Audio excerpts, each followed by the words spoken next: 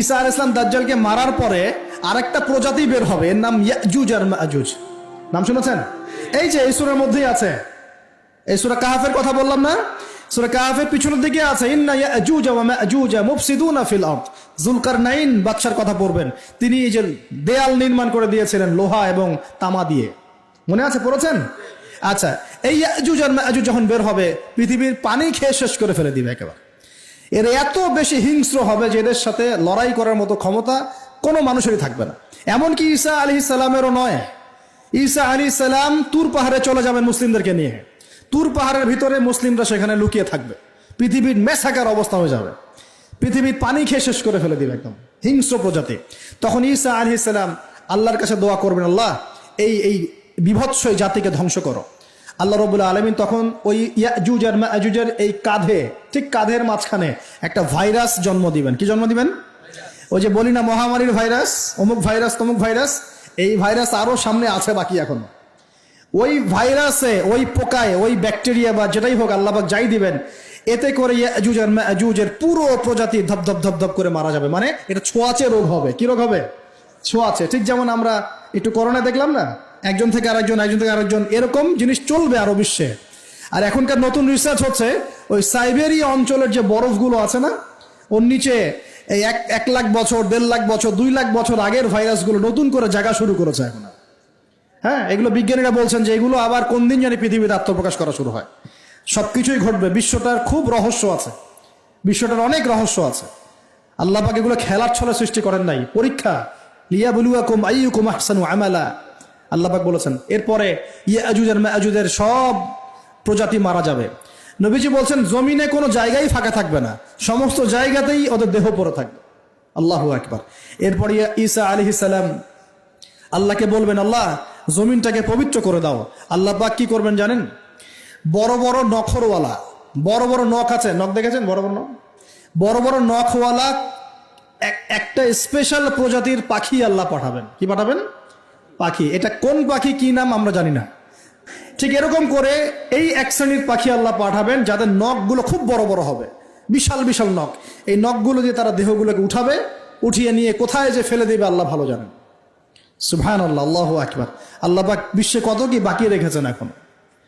এরপরে আল্লাহ পাক কি করবেন জানেন? আল্লাহ পাক বৃষ্টি বর্ষণ করবেন। এত বেশি বৃষ্টি হবে, এত বৃষ্টি হবে, জমিন ধুয়ে পরিষ্কার হয়ে যাবে। হাদিসে আসছে জমিন একদম চকচক করবে, জমিটা পরিষ্কার হয়ে চকচক করতে থাকবে।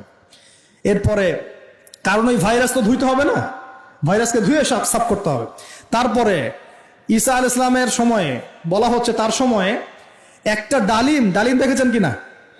আনার ডালিম, এই ডালিমের যে খোসা হয় না, এই ডালিমের খোসার নিচে একটা পুরো পরিবার আশ্রয় নিতে পারবে। কি বুঝলেন? এত বড় বড় ফল হবে, এত বরকত হবে জমিনের মধ্যে। কখন বরকত হয়? যখন একটা জনপদের অধিবাসীরা আল্লাহর সামনে আত্মসমর্পণ করে, তখন আল্লাহ বরকত দেয়। আমরা কি আত্মসমর্পণ করছি? এই জন্যই তো অর্থনৈতিক মন্দা চলছে। এমনি এমনি নাকি?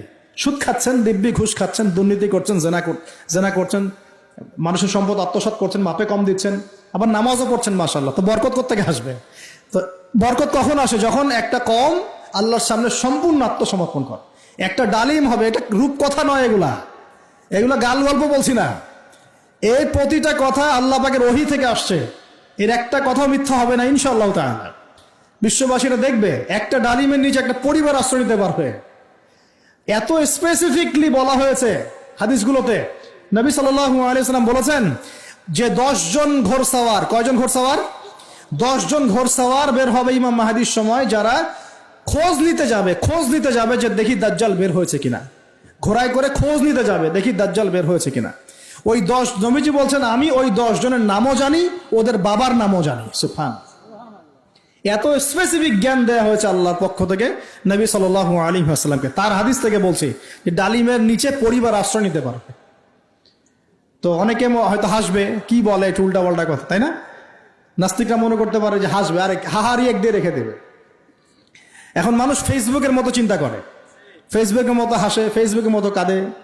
মানুষ এখন রোবটিক হয়ে গেছে। ঠিক আছে, আচ্ছা। তো এরপর কি?